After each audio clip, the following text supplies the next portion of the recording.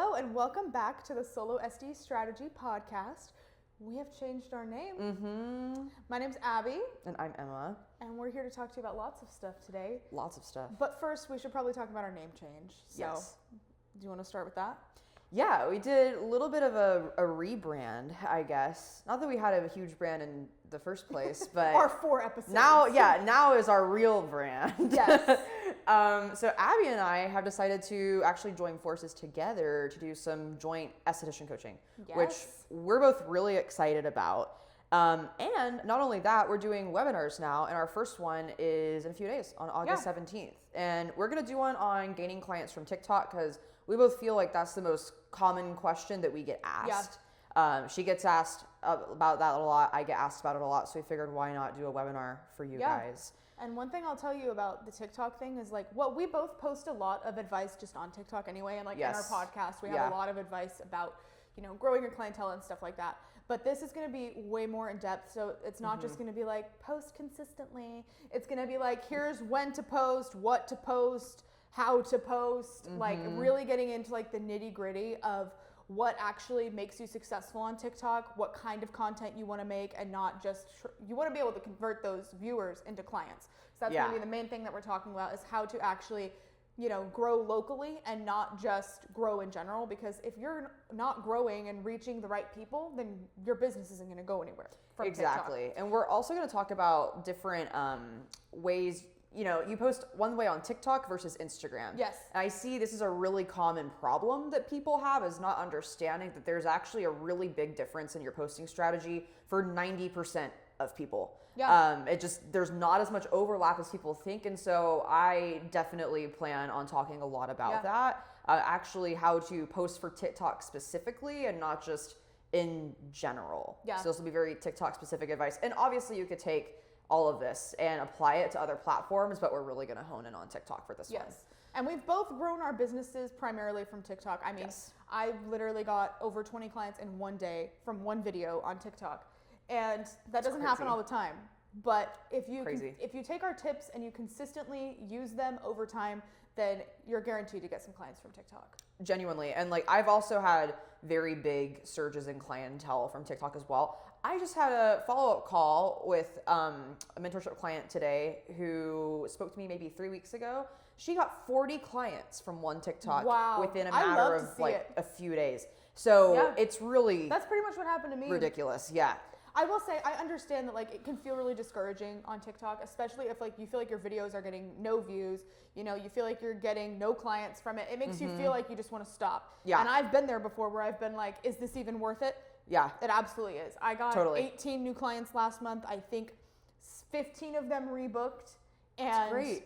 That's fantastic. Yeah, that's awesome. I mean, 18 new clients in a month from TikTok, right? And it's I think that's the most new clients that I've gotten in a month since my big wave of getting clients. That's big, especially with the fact that you are pretty booked right now too. Yeah. That's a big deal. Yeah. So congratulations. Well, thanks. Yeah, it really makes a big difference. And I feel like you and I have both found kind of the sweet spot of when we really want to push the envelope on TikTok and get more clients. We both know how to. Yeah. So I'm excited to do this webinar. And I have noticed so let's say back in January, I was booked to the brim. I had no room for anybody. Yeah. And I kind of slowed down on my marketing a little bit, and I felt that 4 months later. And snaps to that. Feel that. The thing is even if you're busy, I hate to say this, but you're not going to be fully booked forever. No. Because people just naturally do fall off. Yeah. So you have to be able to keep up with this while you're busy. And luckily, we know how to do that, and we know how to make it sustainable and not feel super stressful. Because 100%. I get it. TikTok can seem really stressful, but our goal is to help you understand it more and not feel so stressed about content all the time. Yeah, we'll definitely talk a lot about how to make content creation more manageable. Yeah. And we say all the time on our TikToks, it's really not that hard, but we'll teach you how to actually make it not that hard. And we'll have a Q&A time as well. We will. So we can actually give you guys personalized advice because we want this to be a smaller group so that we can really dig into everybody's questions rather than just giving you, general advice or anything like that. And you'll also be sent a link to review the webinar, or if you can't make it live, that's totally fine. Yeah. And you'll be able to play it back as many times as you need to. We're super excited though. So we'll put the link in the description below, and we'll also put the link to apply to work with us for one-on-one coaching, or I guess 2-on-1 coaching technically. Yeah. But we will want to work with, really our primary audience, I think, is probably the newer estheticians. There aren't a lot of coaches out there that work with people who are brand new, but we are willing to work with you if you're brand new, or if you're more established, that's totally fine too. Just kind of whatever you need help with, we're here to help. And if we're not a good fit, that's totally fine. We can recommend you to somebody else that might be a better fit for you. Yeah. So I can only speak for myself, but like, I think I primarily work with estheticians who are maybe in a struggling phase of their business or are feeling a little bit stagnant, just to give all of you some context on most of the clients that I work with. And Abby and I also have really different views on certain things. You'll be able to get some different perspectives because she's done a lot of things I haven't, and then vice versa. So so it's work with both of us. But so today we're going to talk about some recent skincare controversy. Many different things with many different brands, and just kind of our opinions on it. But I think the most recent thing that's come up is that Skin Better is selling direct to consumer. Yes. And here's my take on this, I guess. And I feel like I have a lot of varying thoughts about this in general. It's definitely a mixed feelings type of thing. Because I understand completely that it is annoying when a brand sells direct to consumer. I get it. Like, I will say that there have been many times, I have a skincare line that I carry that sells direct to consumer. And there have been many times where I've sold somebody a product from that line, and then 6 months later, the client will come back and I'll be like, oh, do you need to restock? And they're like, oh, I ordered it online. And it's like, oh shit. Like, not that I would ever shame them for that, because again, they don't know. They don't know that it's not supporting your business. Nice. Thank you. Well, they don't know that it's not supporting your business. They literally think that they're supporting your business most of the time. A lot of times they really do. The client was like, oh my God, I had no idea that you didn't get any credit for that.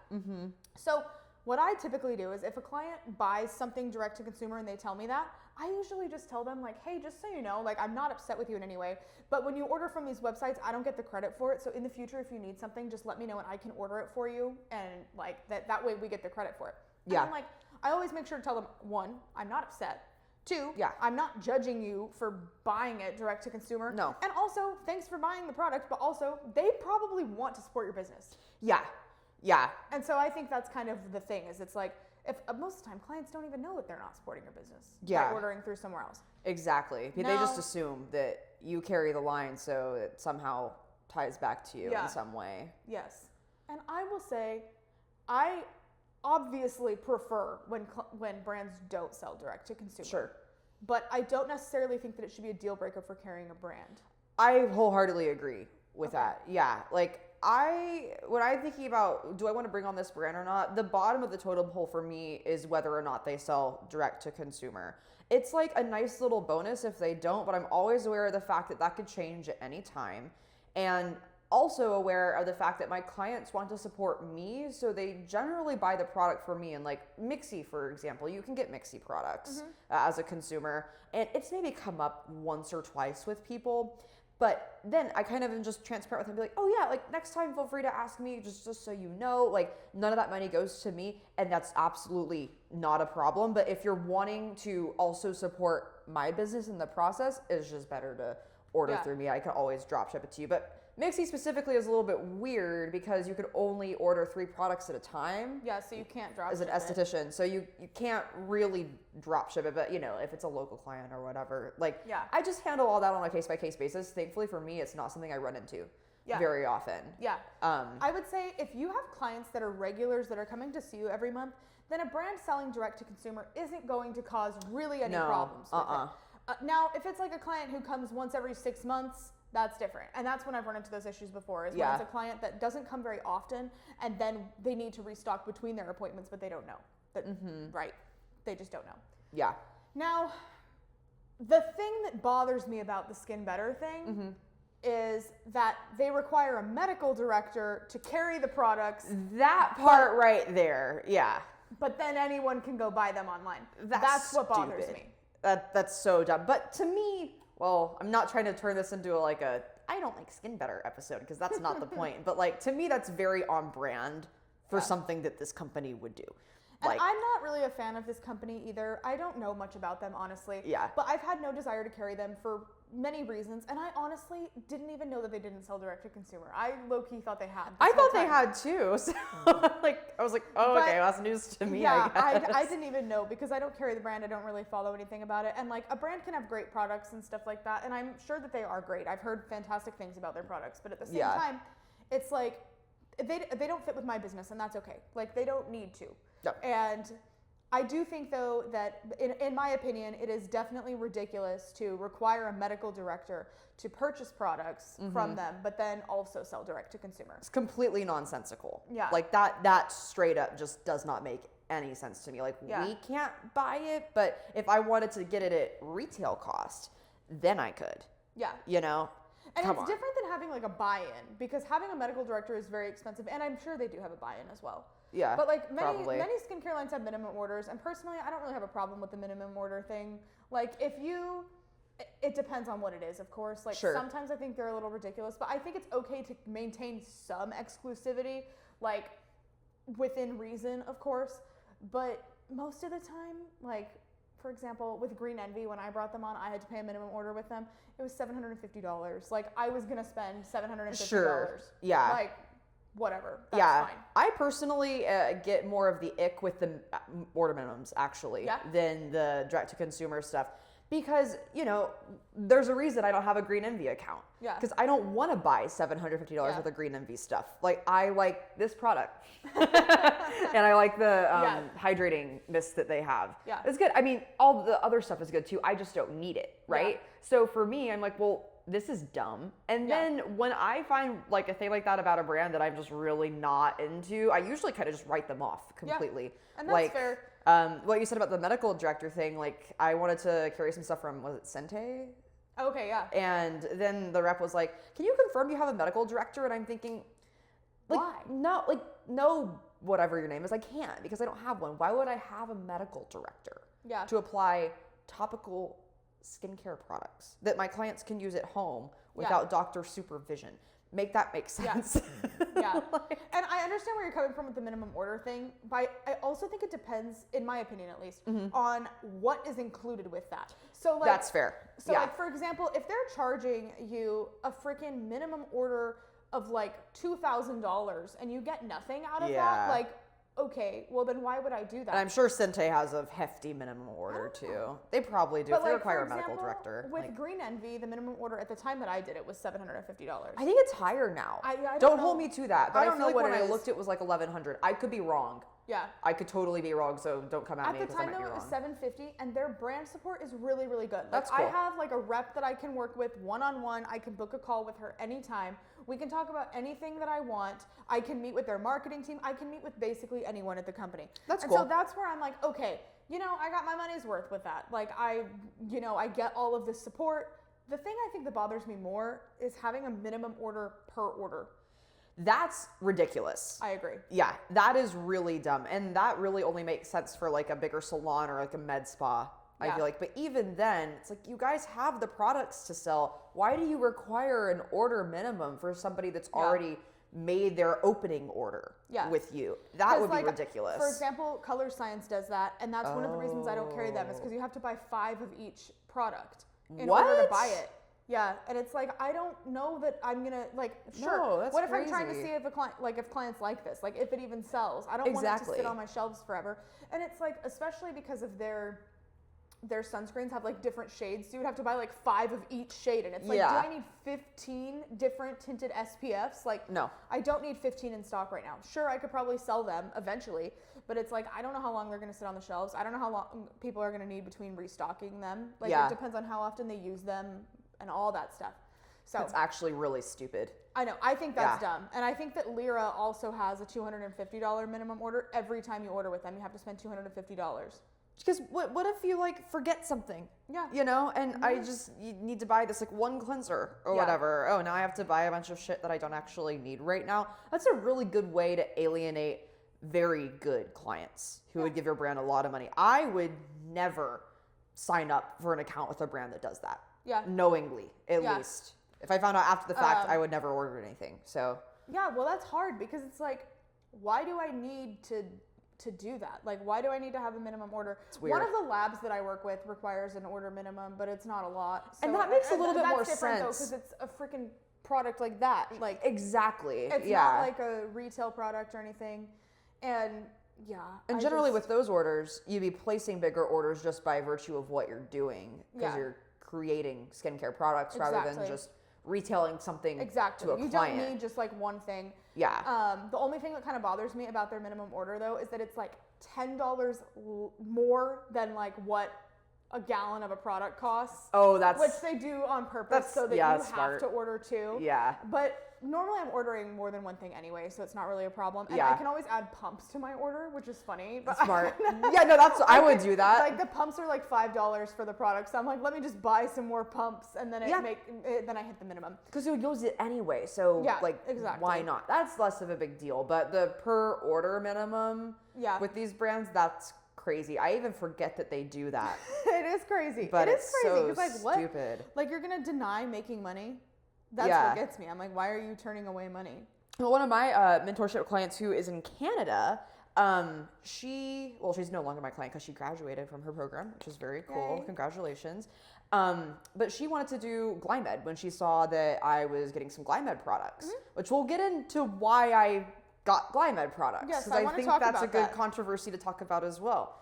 I'm sure you guys know where I'm going with that. She can't do it because they require a $900 order minimum in Canada. And not only that, the real problem is you have to get one of their specific packages. If she's right and I was understanding correctly, you can't just order $900 worth of whatever you want to order. You have to get this new esthetician package or whatever. She doesn't need that.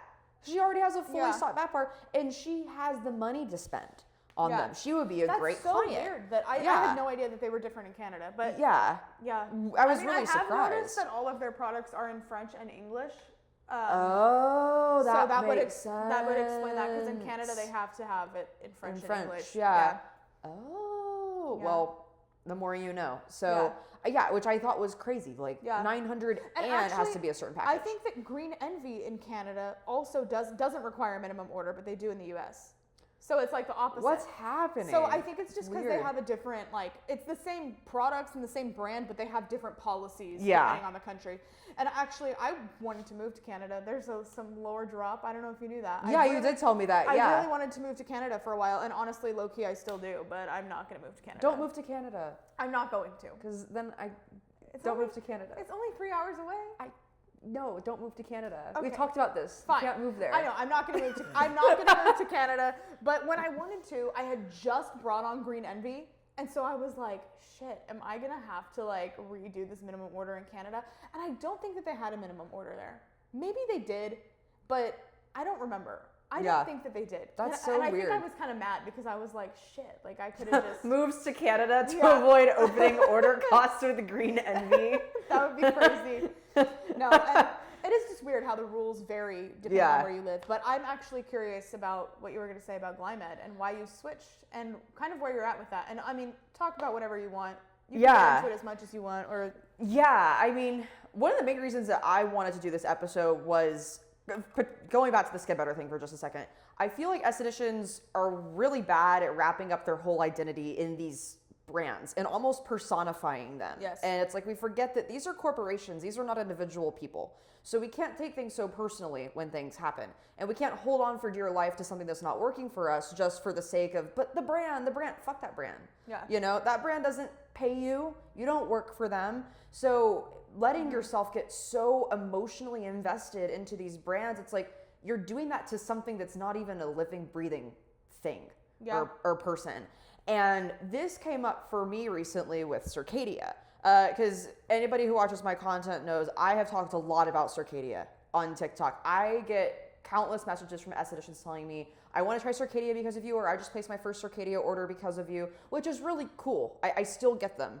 And I get people in my comments saying that and stuff like that, but I have not been posting about them recently because there was the photo circulated of, I'm trying to use my words carefully here. I'm not trying to turn this podcast into something that it's not, but a photo circulated of Michael, who is their CEO, with RFK Jr.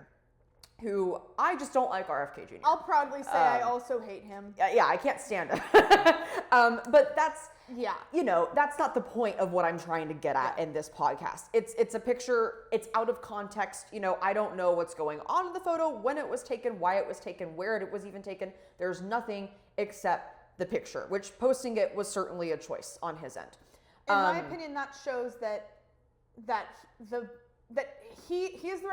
Michael is the representative of the company. Exactly. He is the CEO of the company. He's the CEO, yeah. And he felt that it was okay to post this picture with a political figure. To me, that shows support. Yeah, I agree. Yeah. I agree with that. I wouldn't go take a picture with like a random politician that I felt indifferent or ambivalent towards. If I'm taking a photo with them, that's a statement, especially if I'm going to share it on my social media that all of these people follow me who buy all my products. It's support without saying it is really what it is. And for me, despite my like political feelings or whatever, that's not even that important to me. It's the Circadia's mission statement, and what they stand for is science-based, evidence-backed skincare, inclusive skincare. Does that align with RFK Jr. and what he supports? Absolutely fucking not. And I just don't really understand, like, how is the mathing there? That doesn't make sense to me. Forget about how I feel about him politically, whatever. I'm not going to lose any sleep over it. I don't really care that much about that. Well, I do, but that's not enough on its own for me to not buy anything from Circadia. People might get mad at me for that, whatever. I don't. Well, I mean, it is what it is. Yeah. It sucks. It's an annoyance. If I had no other issues with them, I wouldn't have felt so strongly about it. Yeah. But it was the fact that I knew eventually that image was going to circulate. My clients are going to see it. And I don't want them to think that I align with the things that RFK aligns with. Yeah. Because I do not. That would be very... And I'm sure that you're trying to target clients that also think that he's a wacko. Ideally. Or don't like him necessarily. I would prefer to. It's not like I'm asking my clients, who did you vote for? Yeah. And I would never. And it's not like that. Like, I have plenty of clients who I know from our conversations have different political beliefs than I do. In general, though, you want to attract a clientele that aligns with your mission and with what your brand is. Because it's better for the both of us, not just for me. It's better for them, which is actually what's really important. And if they think that, like, MAGA is like real and makes sense, well, they probably aren't going to believe me when I tell them that you have to wear sunscreen and skin cancer is real. Yeah. Hello? Like, I think Circadia should at least address that specifically, because the things that RFK has said about skin cancer and, UV rays and all this just bullshit is like, beds. Yes, like, how are we like, rationalizing that? There's no way to. You need to say something about it. And I get like, it's gotten to the point where it's the court of public opinion and there's really no way they can like win at that point, but still, they should say something. Technically, they're going to upset people either way, but when your whole brand is based on other estheticians and stuff like that, it's a very odd choice for sure. Yeah. To get involved that way. And also, there's other things about that brand that have been bothering me recently, and I think that it's not just the RFK thing, at least for me. It's also the AI. They're using AI for all of their marketing. Like, it doesn't even, to me at least, I personally don't feel like they're using they're like taking photos of their products anymore. No, they're not. It looks like it's all AI generated. And the voices, like everything is. It feels very AI generated. And I know that they do still have some content that's not AI generated. It's not all AI. It's few and far between, though. Like, most of it is, and no one is saying anything. Like, I look at the comments and people will be like, great photo. I'm like, are we looking at the same thing? Like, this is not real. It's not a photo. I'm like, it's literally like... It just has like this like gloss over it almost that makes it look so perfect. Like, it doesn't look like a real product. Yeah. I'm like, if you are a multi-million-dollar skincare line and you cannot invest in taking product photos, it's lazy. What are you doing? It's lazy. I am a small business owner. I take product photos professionally of my skincare line. Yeah. I'm not using AI for that. No. And you know what? AI also, in my opinion at least, I think that it turns people off from your brand in so many ways. 100%. People do not want to be with, like, people don't want to be supporting somebody that doesn't even support their own fucking shit. That's exactly what's happening, is that they don't even take the time and the energy to promote their own products. They're like, let me go enter it into Chat GPT. And then there was the AI video before Las Vegas that was ridiculous that has since been deleted. That was crazy. Yeah, they did get a lot of shit for that. Yes, I did in the see comments. that. Yeah, that was the only one that I saw them actually get a lot of shit for. That was the Christmassy one, right? There was another one where Michael was in like a Santa outfit. I saw that one too. And people didn't like that because it was very like And there was AI. another one, the Vegas one was like a helicopter. Yes, yeah. And I literally saw it and I was like, oh my God. And then I went to Las Vegas and their party sucked. And I'm still and that's the shit. I was in Omnia nightclub and it was terrible. I didn't even get my free drink. So if they want to reach out to me about that, I'd like my money back. Well, Circadia loves to watch my videos because whenever I say something negative about them, I get an email. And hey, I want to give credit where credit's due with that, actually. I just made a joke, but actually, I think it's respectable that Circadia has offered several times actually to get on a call with me when I've posted stuff. Do I think it comes from a genuine place? No, they're trying to save their ass, because they know that I will talk about it. But still, it's cool. It's nice that they do that. I've actually talked to their, I think, national sales director before, Shauna. She was very nice. And that was actually with some like customer service issues that I was having. So like two things can be true at the same time. You know what I mean? And I'm not trying, the reason I haven't talked about it on TikTok is honestly, like, I'm not trying to just go scorched earth on this company. But also when I saw that paired with the other issues that I've been having with Circadia with shipping, ridiculous order fulfillment times, like the business accelerator, why is drop shipping behind a paywall now? It was never like that. How are we adding value to estheticians with that? It's just taking something away and then packing it up and selling it back to you. Yeah. And it's like, to me, that leaves a bad taste in my mouth. Absolutely. Like, at least for me, I'm immediately thinking, how desperate are you? Like, come on. Like, you don't need to make a quick buck like that. It's not worth it. And you know what? They're probably getting less orders. Because one thing that I will say, at least in my opinion, and something that I've noticed is Glymed has their version of that, but it's free. But carrying product in your studio is very important because if you are out of something, like for example, back when I first started, I had Glymed, but I didn't carry their products in person and I just used their online thing.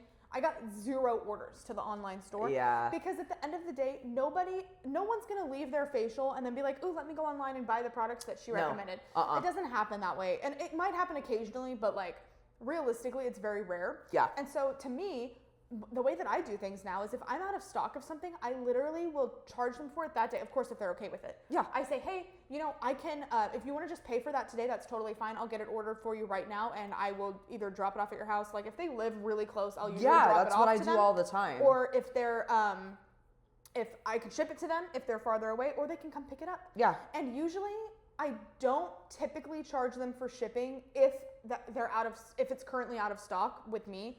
And it depends on the shipping cost and what they're ordering, because I don't want to make $5 for selling a product, you know? I totally and if they want it, especially if they ask for it and I'm like, no, it's not in stock right now, it depends. Yeah. But if they're ordering several things, or if I could put it with my order and order stuff that I need, then I'll just take it to them, you know? If it's pickup, like usually I just order it with whatever I need to get. Yeah. And then sometimes I'll drop ship it. And if the shipping's like $5 or $6, I'm usually like, whatever, I'm not going to worry about it. Like, it's not worth it for me to make that extra $6.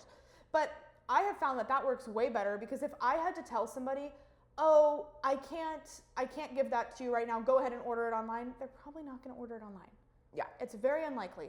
If clients are really about the instant gratification, so if you have the product in stock, they're going to buy it. If you don't have it in stock, you have to find a solution, and just sending them a link is not going to be a viable solution. No, that works maybe like 10% of the time or less.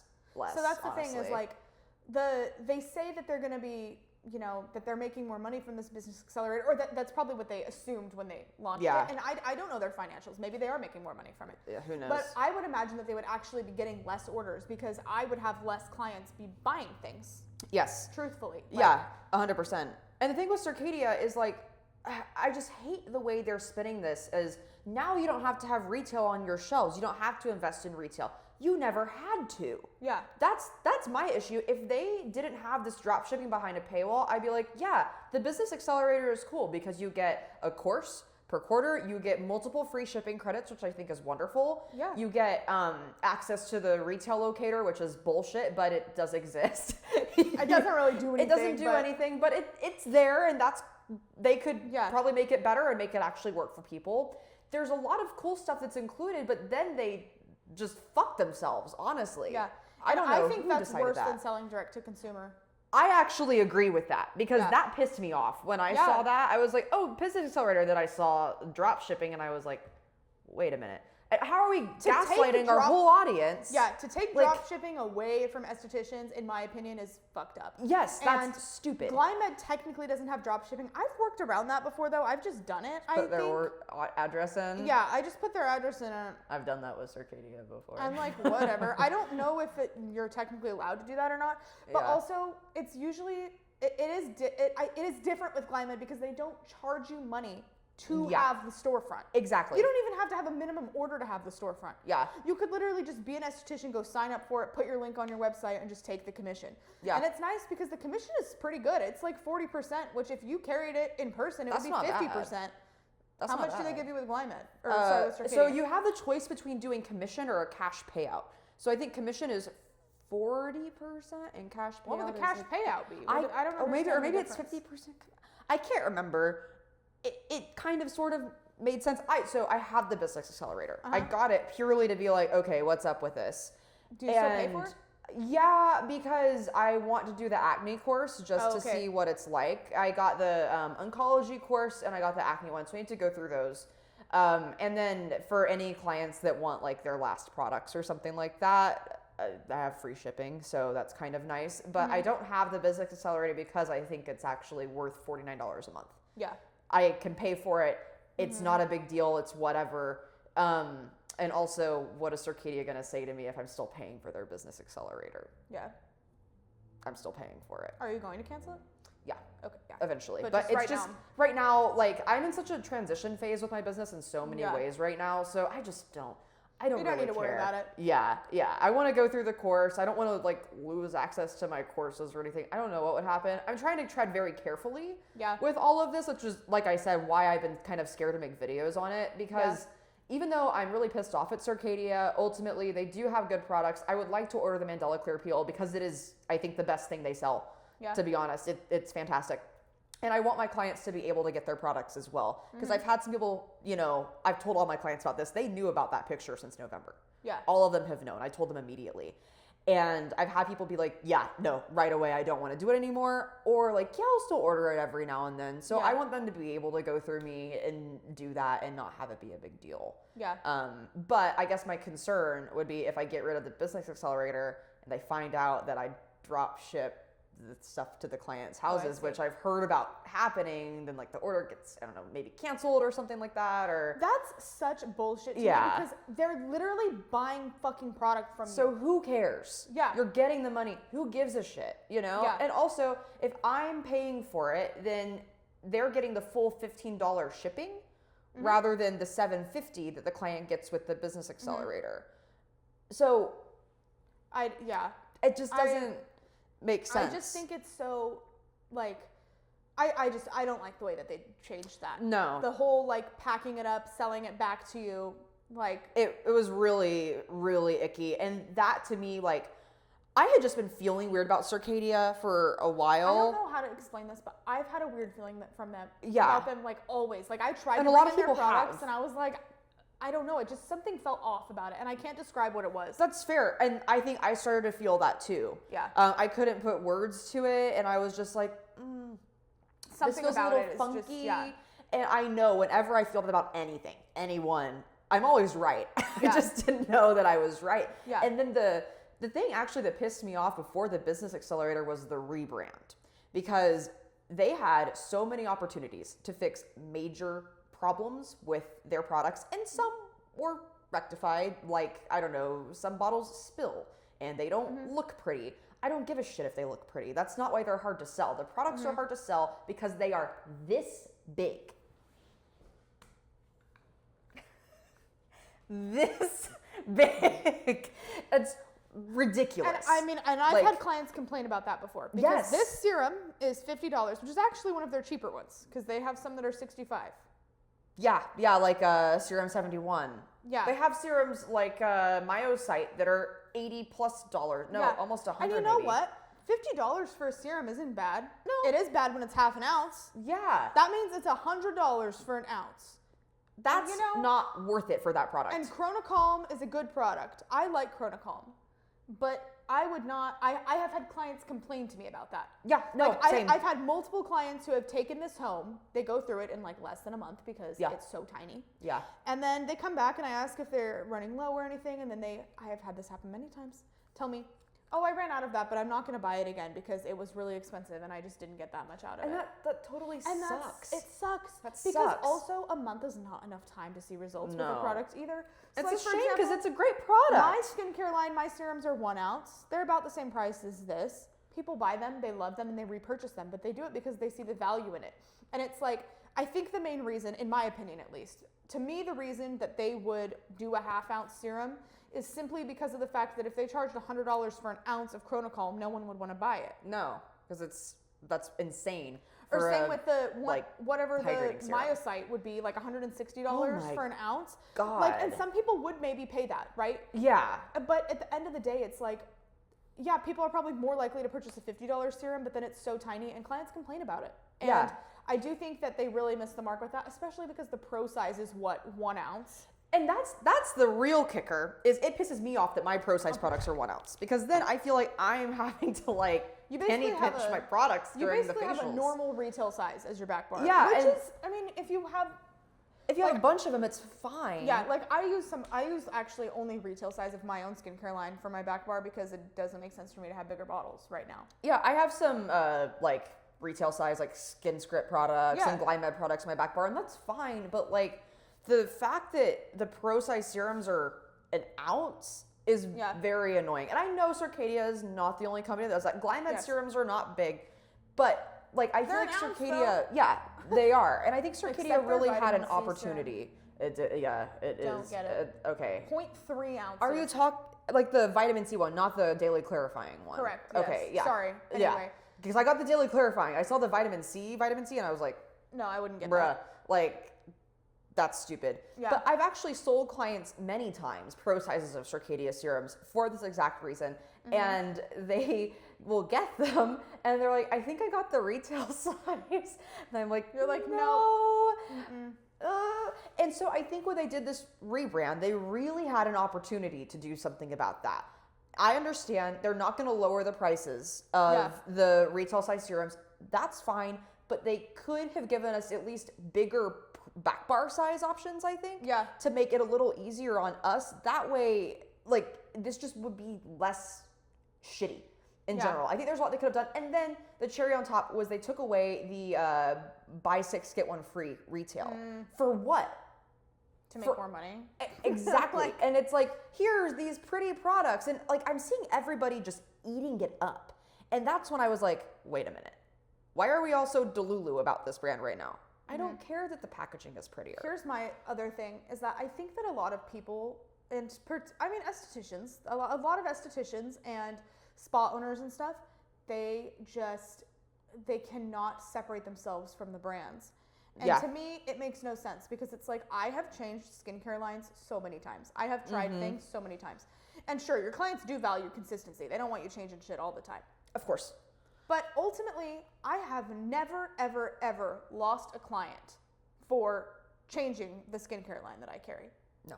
I've never had a client be like, oh, I really need this brand. Because guess what? They trust me and they trust my expertise. So here's a great example. I don't carry the Face Reality Ultra Gentle Cleanser anymore because I had a couple clients have reactions to it. So I was like, we're done. I'm not carrying it anymore. Yeah, it's that simple. I have a couple people who still want it. So they can order it online. They order it from my website. I drop ship it to them. They do pay for shipping unless they spend over my whatever shipping limit is. Yeah. But every other client, I just gave them my clarifying gel cleanser. I said, look, I have my own skincare line. Here's the recommendation that I have for you. No one cares. Yeah. Yeah, no they don't care about I need that. To find someone else. No. Yeah. No one cares. They care about their results. The only brand that I would say, to me at least, that in my experience that has actually had like more of a following is Face Reality, where I've had some clients who, and it's usually not once they see me, it's usually the first time they come in. Yeah. They're very much like, oh, I want Face Reality. And if I tell them, you know, I do like Face Reality, but I don't follow them to a T, I'm going to incorporate some other products. Sometimes they're a little iffy about it because they don't know me yet and they don't really trust me. Yeah. But once they do, usually it's pretty easy to swap them over to other stuff because they're like, yeah, you're not going to give me shit that's going to suck. Yeah. Like, I trust you. So ultimately, you shouldn't be all into these skincare lines. No. Of course you want to like not have to change things and you want to be consistent for your clients and you want your clients to get the best results. But at the end of the day, you shouldn't be so loyal to a skincare line that you feel so upset when they do something that you don't like. And it's okay to be upset with them. I'm not saying to not, because I get it. Sure. And I understand that like you poured all this money into this brand, but it's okay to pivot. And I think that's where what I'm trying to say here is like, it's completely okay for you to decide, I don't like what this brand did and I'm just going to stop carrying them or just stop buying it. Yeah. You can do that and your clients are not going to be upset with you. They probably don't even care. Yeah. Yeah. And you know, honestly, I mean, I guess I can't really relate because like I just don't feel any type of way about these brands. Like when Circadia started doing this stuff, the hesitancy that I had in leaving, if you will, had nothing to do with like my emotional attachment to Circadia because I don't really have one, and that's saying something because Circadia products are actually the whole reason I became an esthetician. The facials that I was getting were all Circadia products. So, like, I have a big reason to actually feel really attached to Circadia, and I still don't. It was more so just logistics, and fuck, like, so many of my back bar products are this. Like, I can't just scrap everything right now because my clients aren't experiments, you know? So I didn't feel right about that. And so that's why I've kind of just been, like, slowly phasing it out. But like, you have to remind yourself this brand is not your identity. It is a completely separate thing from you, and they will drop you so quick if they have to because they don't depend on you for their income. You know, ultimately, if you're upset, whatever, they don't care. They're a corporation. They're trying to make money. And so you always have to remember that whenever you're signing up with these brands, it's like, it's not really their job to like make you happy. Specifically. Now, if they're pissing off all their customers, like that's a problem. Circadia has been recently, that is a problem. And then you have shit like this happen where, I mean, I'm seeing people leave like in droves right now. I think they did 3 really stupid things back to back to back, and they're paying the price, as they should. And, okay, not to talk shit, but I will. So Lydia, Lydia was the one that originally posted the photo of Michael. And if you open the comment section of that video and you go to the community flag comments or whatever, Michael is in there.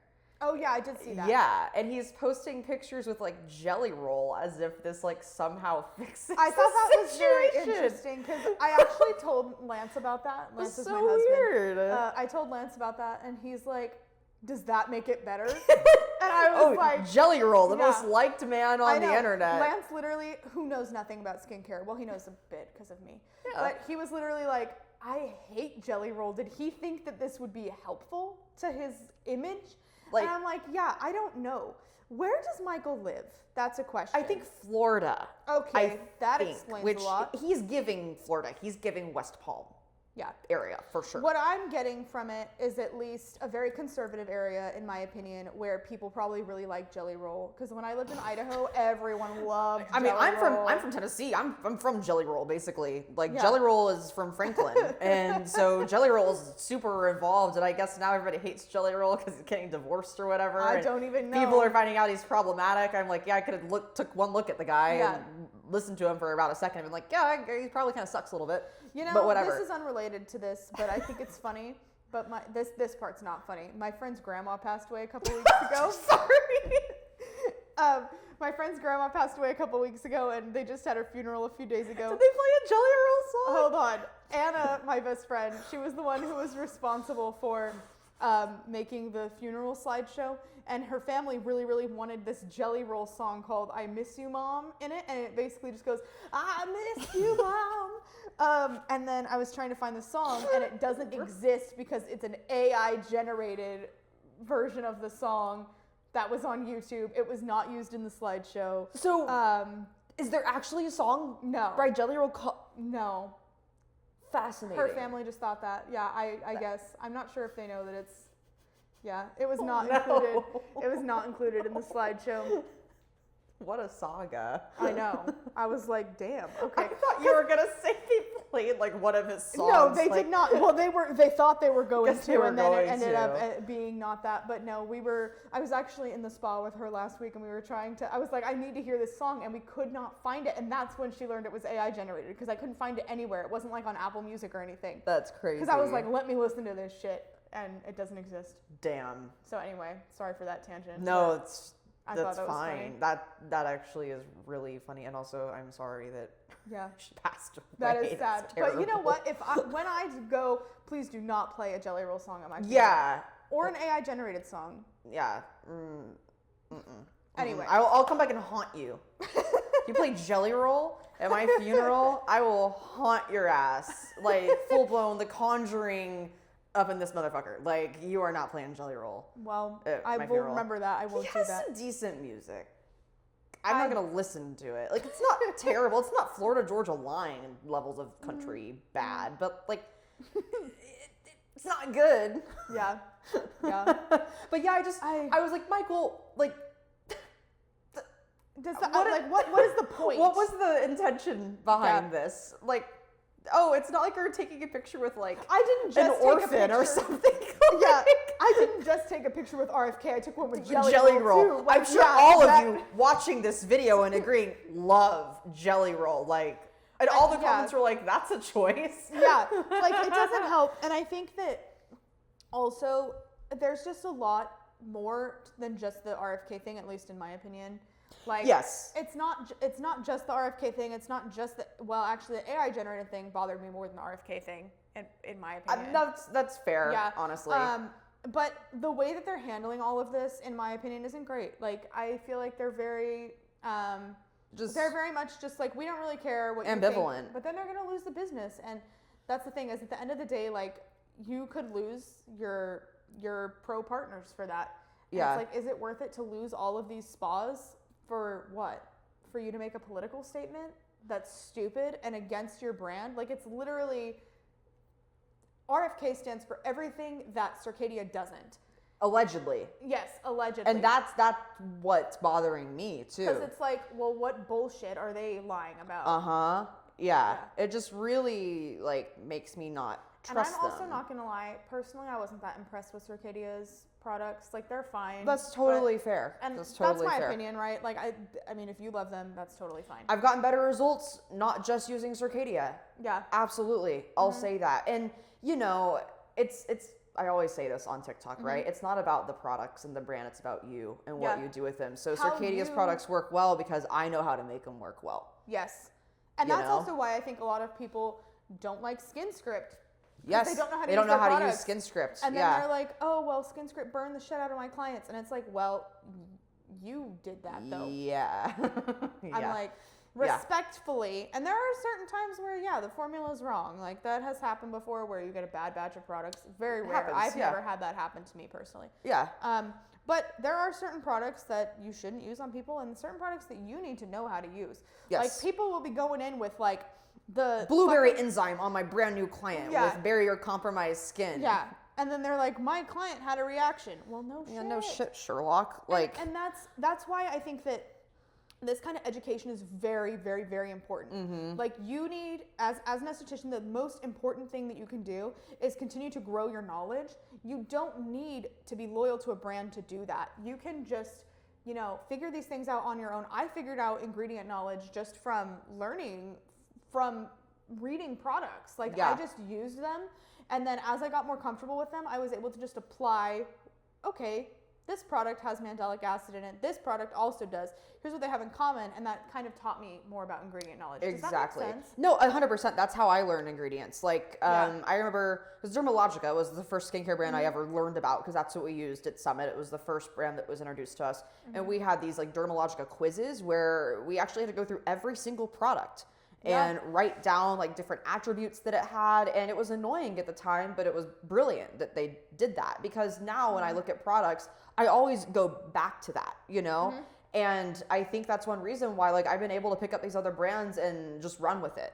Yeah. I've never had issues with SkinScript, never had issues with Mixi or anything from kinesthetics or anything. I've just picked it up and been like, okay, this is what I'm going to do. You know, it becomes a lot more intuitive when you stop thinking in brands and you just start thinking in ingredients and skin conditions, you know? Exactly. And you can, I mean, I would honestly use as much of the free brand education as you can. Yeah. Because that can teach you about ingredients too. Like once you really learn how to work, for example, the blueberry enzyme, it's got 1% glycolic, 1% salicylic in it. It's like, okay, well, then you can kind of figure out what glycolic and salicylic do, because SkinScript, likely, I'm pretty sure they teach you that in the thing. They have fantastic education on their website. You need to be utilizing that stuff. Yeah. And that's like how, in my opinion, you get people that are loyal to you. I actually think that Circadia's education is I did not like it personally, and I know that's a very hot take. Okay. No, you're entitled to your opinion, though. My reasoning behind that was it was so confusing. Like there was so much in there that it just felt so daunting that like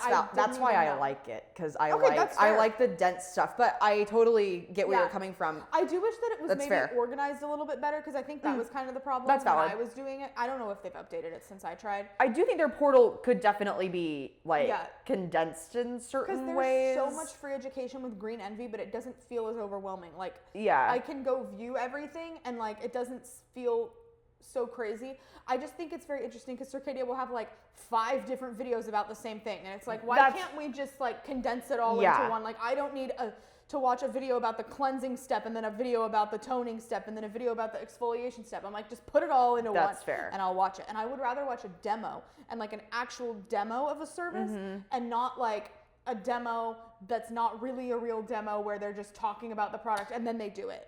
Yeah, and I don't disagree with that, actually. To be clear to anybody watching this, when I say Circadia's education is good, I really mean their courses are quite good. The Peel Expert course in particular is the single-handedly best course I've ever taken, skincare-wise, ever. It's phenomenal, and if you have access to it with your business accelerator, get it. Like, it is well worth that $49 a month, hands down, because it actually is really not very brand specific until the very end. Oh, that's good. And it's very densely packed with information, but I think it's well presented. As somebody that has an education background, I actually really liked the way that they did the course. Yeah.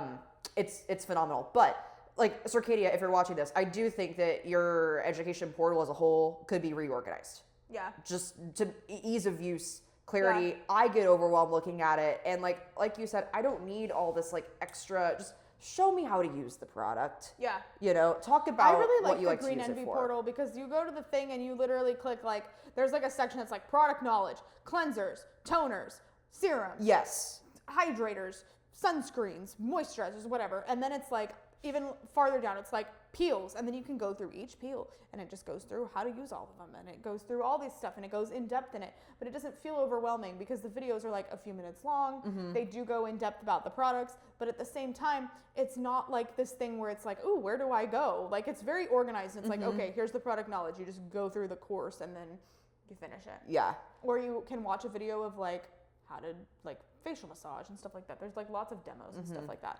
That's cool. I mean, I feel like all of this just goes back to, though, like, take the free education from these brands and use it for other things than just using their products. Yes. Because you should be able to apply that information to lots of different things. It shouldn't just be this one thing, because that's overall not really going to help you in the long run. You need to be able to learn how to use other brands with the education that you have. Yeah. If you can't integrate product knowledge, you're going to have a really hard time with everything, because it just makes it, when you think that way, it's so much more overwhelming. Mm-hmm. It's kind of like people that think you have to understand every single skincare ingredient. No, you don't. Yeah, encyclopedic knowledge of what they all mean. You don't have to be a chemist, and you don't have to know every single product from every single brand. No. You don't. And that's why, like, when my clients come in and they're like, oh, do you have any drugstore recommendations? I'm like, no, I don't. Like, I'm sorry. Yeah. I don't. Simply because of the fact that I know these products like the back of my hand. These are like my products, literally mine. Yeah. So it's like, I can guarantee you, I technically can't guarantee anything, but with almost absolute certainty. You're going to get great results if you follow my advice. Pretty much always. You're going to get great results if you follow my advice. That's not based on a brand, though. No. You can figure this out on your own. Like, you don't need a brand to hold your hand through everything. No. You should not be so loyal to a brand that you don't know what to do with your business when if it doesn't exist. If the brand were to go away, what would you do? Actually, that kind of happened to me recently. With one of my labs that I have. I remember that. I have 2 products that one of my labs was making for me, and I went to go reorder it, and the product was no longer on their website, and I was like, that's really weird. It was my gel cleanser. I went to go order it, it was gone. What the hell? So I emailed them, and like 5 days later, I still hadn't heard back, so I was like, that's really odd. And I went to their website to go find their phone number, and the website was completely gone. It had completely disappeared. Completely. And you know what I did?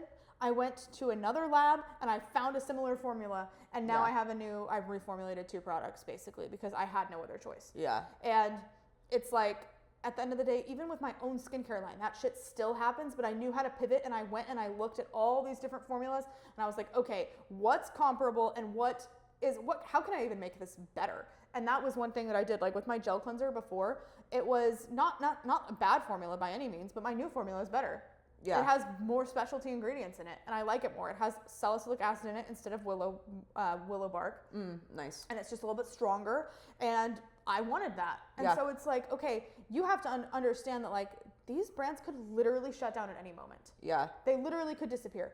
And I'm not to say that they necessarily will. But they could. And the question you posed, what would you do if they disappeared? If you can't answer that, then you need to get going on that. Because you should be able to pivot to another brand. And also, I think that there's a lot of talk about how like, oh, don't mix brands together. I love mixing brands together. You can, first of all, you can in a skincare routine. Second of all, you can mix literally in a bowl. Yeah, mix the products together. Now, I do it all the time. You have to know ingredients, and you have to know and understand, like, okay, don't mix this product with this product. Like, there are certain things where you shouldn't do that. And you're not doing some Walter White shit in your treatment room. You're not going to blow something up. But I can mix the Illuminate enzyme cleansing powder with the oxygen mask from Glymed, and that's perfectly fine. Yeah. Yeah. I would use it as a cleanser. I wouldn't use it as a mask. I would use it as a cleanser. I had products today that I had never used before. I'm mixing them together. I don't give a fuck. Because if you can read an ingredient list, and like I said, like we were saying, you don't need to know every single ingredient, but you should be able to know, like, okay, does this formula work with this one? How would these complement each other? Now, we're not telling you to just go mix random shit together. You have to have the knowledge to do this. Yes. Yeah. Yeah. But also, you get the knowledge by practicing and by doing it. And so we could do a whole episode on not being so locked into protocols, which I actually think would be a really good thing to talk about. Yes, we should. We'll write that down.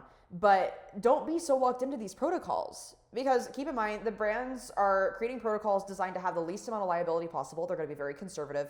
And also, it's with their products. But you can unlock this whole realm of possibilities if you just tell yourself, you know what, I don't have to do things the way the brand says I have to do it. Exactly. All the time. Certain things are a safety concern, but a lot of that is also common sense. But if you're doing a protocol from a brand and they're like, oh, you need to use this exact cleanser, this exact toner, this exact moisturizer, why? You don't need any of that. Yeah. You can use whatever the hell you want. And in fact, you should be using whatever is going to be best for the client's skin. Yeah. In my opinion, even back when I followed brand protocols more than I did now, which I really never did that much. No, but never. During the time where I was looking through these protocols, I still never, ever, ever chose a cleanser based on that. Chose a moisturizer based on that. It was always the treatment products. It's okay, yeah, I'll do this enzyme and this mask. Yeah. But then, now, we should do a whole episode about this. We absolutely should. Because there are so many things that you can do, customizing treatments and home care routines. That's going to be your moneymaker. If you can customize treatments really, really well, people are going to love coming to you, and they're going to trust you because they're going to know that every time they come in, they're getting something that's totally made for their skin, and it's not just going to be some stupid bullshit. Not that it's actually bullshit. Cookie cutter was a better word to use. Yeah, because Circadia has some really great protocols, and they actually, one thing I like about them is they encourage mixology, is what they like to call it. That's a good word for it. Oh, you know what I think is stupid? Their mixology course. Yeah, I've taken it, and respectfully, it's not good. I was waiting for it to get good. I was like, oh, this sounds fun. Yeah. It's good. Okay, hold on. I feel like you shouldn't have to take a course. They should not. It should not have been a paid thing. I agree. That should have just been free with their Yes. brand, because it's like, well, why would you not want your brand partners to know how to use your products most effectively? There's also nothing in that course that you can't find for free elsewhere in the Circadia Educational Forum, which is a great Facebook group, by the way. To give credit where credit's due, I think the Circadia Educational Forum is one of the best free resource. Don't get any ideas. We know your next move. I'm a silent watcher. Yeah. No, really, truly, like, you it's won't be great. able to find me on Facebook. Oh. Yeah, it's John Wick shit over here. It's with my married last name, which is not my professional Well, now last they name. can figure it out. They don't know what my husband's last name is. The internet is a wonderful place. They can find me. I'm sure they could find me. But please don't ban us, because we do literally. Like, there's a lot of good things I could say about Circadia. And there's a lot of good things I could say about Face Reality, a brand that I don't like, about Skin Better, a brand that I don't like, because two things can always be true at the same time. But I think a lot of estheticians have this issue where they feed into this dogma behind it. It's like this cult of personality that this brand has, where like it's literally not even a person. Why are we doing this? No brand is infallible. SkinScript, I love SkinScript. Not infallible. They have things they could change and do better. And if SkinScript sees this, they'll be like, you know what? Hell yeah. Yeah. Right? Because the SkinScript is fucking cool like that. I think that the biggest thing is that the brands need to be able to listen to their customers and know what they need to do to improve. Because there is never going to be a time where a brand is perfect, but they should always be striving to be better and not just striving to cover their asses. Yeah, if you really truly care about estheticians, when you have a bunch of estheticians telling you the same things over and over, ad nauseum, over again, and you just don't listen, and you say, I'm gonna go do this other thing, fuck off, you know? Like, that's what really has just been doing it for me. And so, like I said, it was a hard decision just because, like, it was inconvenient, honestly, but it wasn't hard, like, on a personal level. And I want to circle back, actually, to SkinScript really quick. I just thought of something. So, a while ago, I had never used a single SkinScript product. I made a TikTok, you know, where I was making fun of different skincare brands, just, like, playfully roasting some different brands. I roasted Circadia, whatever. I didn't even say anything about SkinScript in this video. Somebody said SkinScript has Lizzie McGuire packaging in the comment section. They're not wrong. They're not wrong. They since have upgraded. It's still not great in my opinion. I'll plead the fifth. They have changed. But somebody left that comment. I liked it. I think I said just something funny back, whatever. And at this time, I was trying to like really stuff down this feeling that I was having of just a little bit of frustration with Circadia of like, man, I have helped off my own volition, which is my deal. I have helped so many estheticians get in this brand. I have helped y'all make a shitload of money. I have a whole playlist on my account about Circadia, or I had one at the time. Like, I really was trying to like spread my love of this brand because it had helped me so much and my clients so much. And I liked to talk about it. I liked people ask me questions. And after I posted the video of me just asking, has anybody else been having some customer service issues? We have this conversation. I noticed that like if I tag Circadia in my story, nothing's getting reposted. I post on the educational forum, nothing is getting approved. But at the same time, everything else is getting approved. Everybody else is getting tagged. And I am not somebody that feels like I'm more important than I am, or that's quick to take things very personally. But it was all starting to add up, and I just felt a little bit like weird about it. And like I'm seeing Circadia give like PR packages to people, and not that I'm like, I deserve this. I am entitled to it. No, I made those videos because I wanted to. So I never was gonna say anything about it, ever. I felt stupid for feeling that way. But then SkinScript, who I had never even used, didn't even mention, goes out of their way to send me a package with hundreds of dollars worth of shit. Yeah. And that really like touched me. I was like, that's actually really cool that they did that. And they made a joke and they wrote a handwritten note to me about the Lizzie McGuire packaging, and they're like, we hope you enjoy our new packaging. And they gave me a s'mores kit so I could roast something sweeter next time. Which I just thought was so cute. And like they watched that whole video. Did you know they're an employee-owned company? That's so sick. I love that. That's like that's a newer awesome thing, I think, that they're employee-owned. Like that's really cool. Yeah. So when that happened, it really made me think of like, oh, this is what brands can be like. Yeah, and I have kind of a similar thing with not a skincare line. Oh yeah. But with my booking software. Yeah. I had posted something about them and they reached out to me and they were like, "Thank you so much for sharing this. Like, can we reshare your content?" And we just kind of talked about some things and it like was really nice because I was like, wow, like they saw this, they appreciated it. Yeah. And that's fantastic. Like, it's nice to get some recognition. And it's not to say that, like, you're a bad skincare line for not giving recognition because you can't recognize everybody. Exactly. And that's the point. But if you have somebody who's consistently promoting your products like crazy, you'd think that they would want to at least say, "Hey, thank you." Yeah. Or just, like, even in that call, I don't ever recall getting a thank you. Yeah. Or whatever. Even like, "I love your content." Yeah. Anything like that. Nothing. It is nice to get recognized, and I get that. It made me feel like special and seen, and like that was just really cool. And now if I tag SkinScript in something, they're always in the comments, I think the big thing for Circadia, with me at least, was that I always felt like they felt very corporate. Like they didn't feel like, I never felt like they were there to support estheticians. That's a valid criticism for sure. I think that a lot of people, I just remember hearing all the time people were like, "Oh, Circadia is so fantastic. They're so supportive of their estheticians." And I was like literally thinking to myself, I don't see that. Is the support in the room with us? I'm like, I see them collaborating with like the same 2 estheticians all the time and it's like their brand reps or something. Yeah. And it's like, okay, that's fine. But like you can also collaborate with other people. Yeah, I have noticed anecdotally, I could be wrong, I don't know if this is actually how this goes, that Circadia tends to only collaborate with people that are receiving some kind of like incentive, even if they're not a brand rep per se. It seems like there's some kind of program or something going on there. It's purely observational. I could totally be wrong. Yeah. But that's the vibe for sure. Yeah.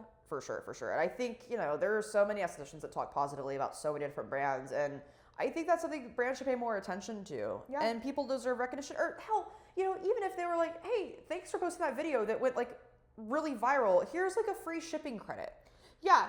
It's like that, literally, it's the principle of it. Exactly. Yeah. And I think that's kind of the big thing for me is it's like these, like for example, you probably referred so many people to them and they probably don't even have a referral program.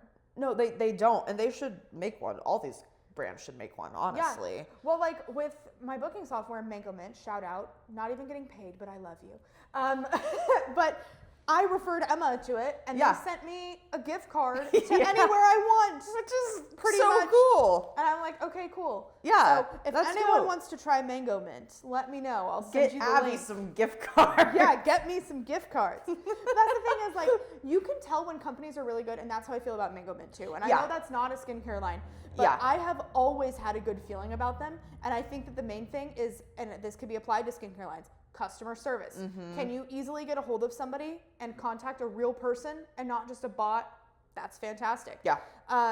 Ease of use in general, software is fantastic to have ease of use, but we also want to talk about ease of use of ordering things, like how to use the products. Do they teach you these things, right? There are just so many things to keep in mind when looking for a skincare line, and at the end of the day, there's never going to be a perfect one, but you need to find what works for you, and you need to find a brand that is going to support you, but also understand they can do whatever they want. And I think that's the big thing with the direct-to-consumer thing is that all these people feel so betrayed by it, and I get that it sucks. Yeah. I understand that it sucks because clients might go buy from Skin Better instead or from whatever line sells direct-to-consumer. It's happened to me before. But at the end of the day, it shouldn't affect your income that much. Should not make or break you. If it makes or breaks you, then that's a problem. Yeah. That's a big red flag. You got a hole in your systems somewhere. We can help you with that.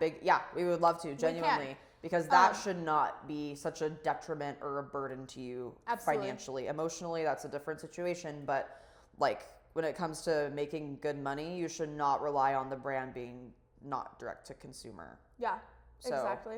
And if you lose all of your retail clients all of a sudden, that tells me that trust and that relationship is not as established as it should be. Yeah, agreed. Because the clients should keep buying from you in large part. Obviously, you're going to have stuff come up. And the flip side is if we really care about accessibility with skincare, well, it should be a good thing that brands are direct to consumer because ultimately the clients are what is most important at the end of the day, right? So if it's easier for them to get products online sometimes, so be it. You should have an online store too, though. Yes. And I think that's really important. Yes. And like that's how I make money. Like I literally moved from Idaho to Washington, and I actually don't make a lot from my online store. I should use it more. You'll start making it more. But I do tell my clients that, like on there, I give them little home care recommendation cards, and on there it has a link to my website, and it tells them like need to reorder, go here. That way they at least have the information that it exists. But when I moved from Idaho to Washington, I mean, I still have like a few clients from Idaho that just order the skincare from my website. Yeah. And I've given them recommendations for other estheticians to go see, and they still buy the product from me. I'm not sure if they do go see anyone else. I don't think so.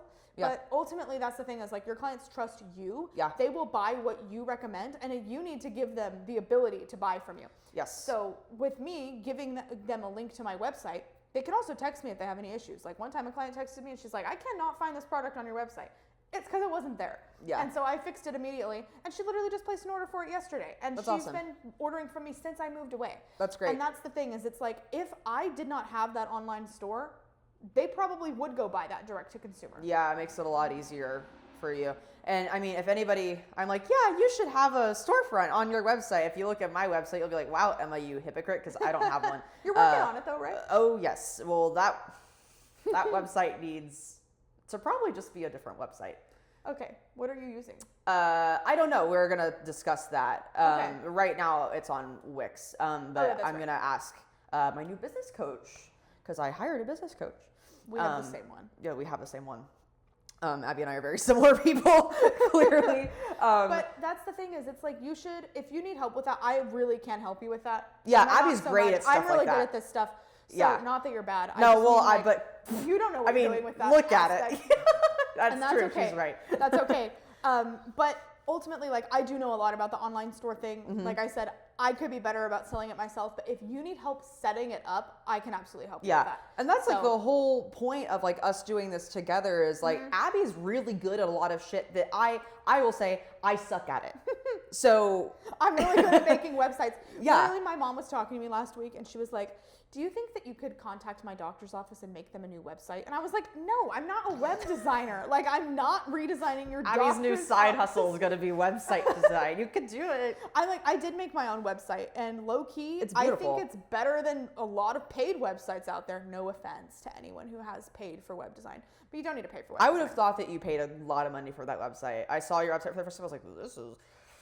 I need to get my shit together, which I already knew. But then I was like, wow. And then you said, I did it myself. I was like, well, fuck. No offense, Emma, but a lot of your info on your website is not correct. But it's true. Not your fault. Yeah, I'm trying to do... We don't need to talk about that. Yes, yeah. The website needs help. Yeah. It's going to get help. It's fine. And it's also my fault for not addressing it. I'm also the kind of person where I would rather just adjust things myself 90% of the time. Like, I don't need help with it. Like, just let me do it. Like, I would much rather be able, at least at this point in my business, I would much rather be able to just go edit my website, change it, than have to contact somebody else to go edit my website and change it. That's how I am too. I just think if you paid somebody or the agreement was to have them do those things, you know what I mean? Then they should carry that out. I agree. That's all I'll say. So, yeah. Yeah. Yeah, the website needs some work. That's why you hire a business coach, y'all. Like, there is so much stuff that I have been just coasting with. And honestly, like, Abby's a really good influence on me because I see Abby doing all these things really well. And I'm like, damn, like, I need to be more like that. And that's why it's so important to have good esthetician friends. Yeah. You know? So, because, like, we pay for coaching and we get paid to coach people as well. Yeah. But at the end of the day, you should also be having relationships with other people. So, like, with what's going on in my business right now, like, there's something happening that I have to figure out. And long story short, I'm consulting with a lot of people about this. My husband, who's basically another owner of this business practically. I mean, we're married, Mr. Flourish.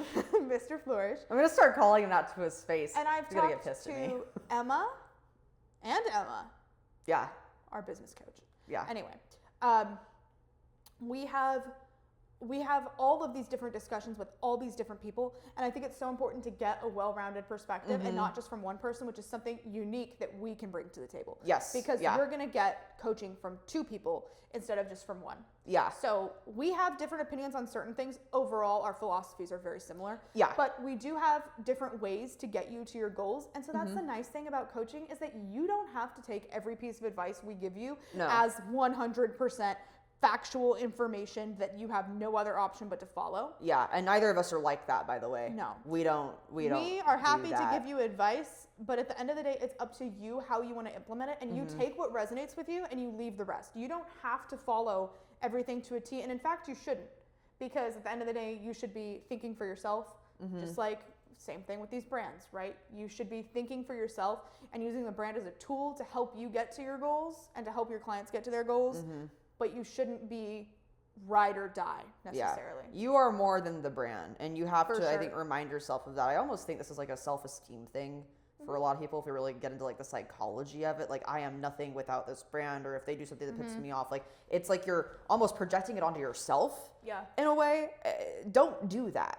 No. You know, the brand is nothing without you, actually, without their customers. And so if they keep doing shit that's constantly making people mad, then they're going to pay the price for it eventually. Yeah. And that's why it's important to speak on these things and to not let these brands get so in your head that you stop thinking critically. You know? Exactly. It's okay to point out flaws. Yeah, and in fact, you should. You should. Because at the end of the day, a brand that values their customers and values their estheticians will change things based on the feedback that they get. Now, they're not going to change everything. No. But they're going to take the feedback, and hopefully the goal is that they actually make changes based on what people are saying. And if they don't, then that tells you that it's a brand that you don't want to work with. Yes, absolutely. If they are willing to make these changes and they're clearly making an effort, it's a completely different story. Yeah. Any 100%. final words? I don't think so. Come to our webinar. Yes, come to our webinar. Yeah. August 17th at 4 p.m. Pacific time. There will be a recording though. So we'll link all of it down below. So yeah. Yeah. Good chatting with you. Yeah, this was a fun episode. Yeah. And I think our next one should be about the protocols. The protocols. And you know, like, I'm going to throw this out there. I think a really cool episode for us to do would be to actually have someone come in for a facial and do a full walkthrough consultation. We get like a friend or something like that, you know, to really see this stuff in action. I think that'd be cool for you guys. So let's do that. Yeah. Let's figure it out. Let's do that at some point. All right. Well, we'll see you guys next time. Thanks for joining us. Bye. Bye.